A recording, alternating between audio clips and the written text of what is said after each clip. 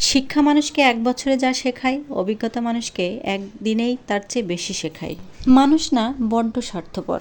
যাকে বিশ্বাস করে নিজের সব কথা বলবে, একদিন দেখবে সেই তোমাকে অনেক বেশি কষ্ট দেবে। হাই এভরিওয়ান, আসসালামু আলাইকুম। কেমন আছো সবাই? আশা করছি সবাই খুব ভালো আছো। এটা ছিল 2-3 দিন আগের একটা ভিডিও।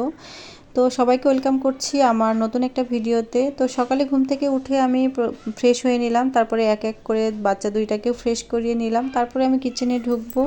তো যারা আমার ব্লগ ভিডিওগুলো দেখো তারা অবশ্যই জানো আমার দুইটা ছোট ছোট বেবি আছে, একেবারে যমজের মতো পালতে হয় আমাকে, একটার সাথে আর একজনকে করাতে হয়। তো এই যে সকালে ঘুম থেকে উঠে ফ্রেশ হয়ে এক গ্লাস পানি তো মাস্ট খেতেই হবে, তা না হলে আমার একদম বমি বমি আসে, কেমন জানি অ্যাসিডিটি হয়।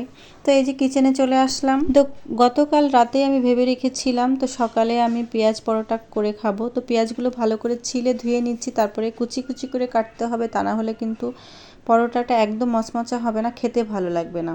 তো এই যে আমার পেঁয়াজগুলো কিন্তু কাটা হয়ে গিয়েছে। তো এখন আমি আটা মেশাবো। তোমরা এখানে সাদা আটা দিয়েও করতে পারো, আমি লাল আটা ছিল বাসায়, তো লাল আটা দিয়ে আমি পরোটাটা করব।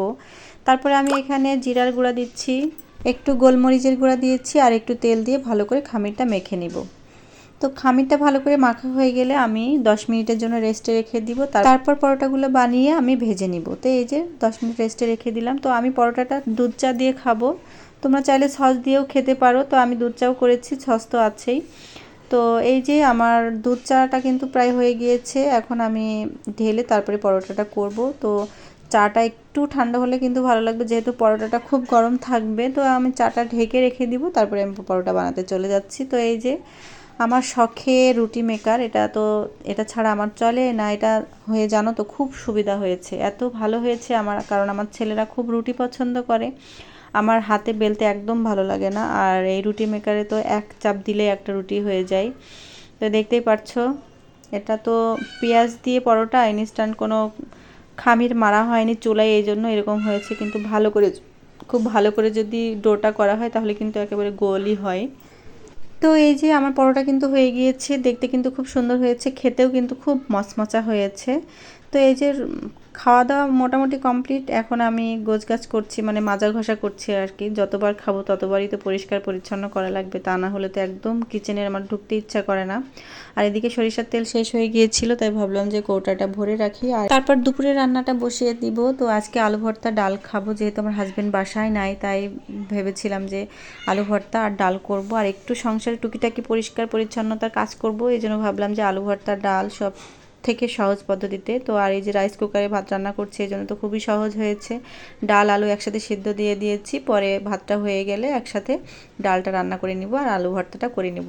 আর এই যে রান্নাঘরটা একটু ক্লিন করব, কৌটাগুলো হাত দেওয়া যাচ্ছে না, তেল চিটচিট হয়েছে, তাই ভাবলাম একটু পরিষ্কার করে নিই। যেহেতু আজকে রান্না বান্না নেই বেশি, তাই ভাবলাম একটু পরিষ্কার করে নিই। রান্নাঘর কিন্তু পরিষ্কার রাখলে নিজের কাছেও শান্তি লাগে, আর যেহেতু আমাদের ম্যাক্সিমাম টাইমটাই কিন্তু রান্নাঘরেই কাটানো লাগে। আর এদিকে খুব মেঘ হয়েছে, আকাশ তো একেবারে কালো হয়ে গিয়েছে, আর এই যে ঝড় উঠেছে, প্রচুর বৃষ্টি হবে মনে হচ্ছে। তো এই ফাঁকে আমি কাজটা করে নিলাম, ছেলেরা খেলছে, ওদেরকে গোসল করিয়ে দিয়েছি, তারপরে আমি এই যে রান্নাঘরটা পরিষ্কার করে নিলাম। আর এই যে বৃষ্টি শুরু হয়ে গেছে, এত পরিমাণে বৃষ্টি হচ্ছে বাহিরে। বৃষ্টি হলে তো আমার মনটা একেবারে ভালো হয়ে যায়, আমার বৃষ্টি খুব পছন্দ, ভিজতে তো আরও বেশি ভালো লাগে, কিন্তু ঠান্ডার কারণে বৃষ্টিতে একদম ভিজতে পারি না। তো এই যে গোসল টোসল অলরেডি শেষ আমাদের। তো ডাল সিদ্ধ করা হয়ে গিয়েছে, তাই ভাবলাম যে ডালটা তেলে দিয়ে তারপরে আলু ভর্তাটা করে দুপুরে খাওয়া দাওয়া করে নেব।